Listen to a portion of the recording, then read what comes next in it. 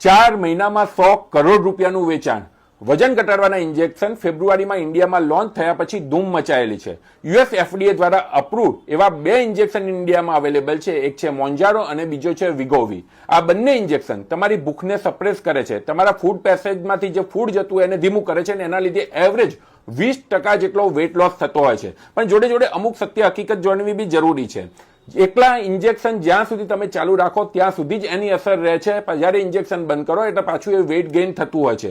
અમુક દવાઓ એવી અવેલેબલ છે કે એક વખત ઇન્જેક્શનનો કોર્સ કર્યા પછી એ દવા ઉપર તમારે કન્ટિન્યુઅસલી ચાલી રાખવી જોઈએ. બીજી વસ્તુ, એવરેજ મંથલી કોસ્ટ ઇન્જેક્શનનો લગભગ 15 થી 16,000 જેટલો હોય છે, જે યુએસની અંદર લાખ રૂપિયા જેટલો હોય છે. એટલે કમ્પેર ટુ યુએસ સસ્તું છે, પણ છતાં બી ઇન્ડિયન ઇકોનોમી માટે આ બહુ જ મોંઘા ઇન્જેક્શન કહેવાય.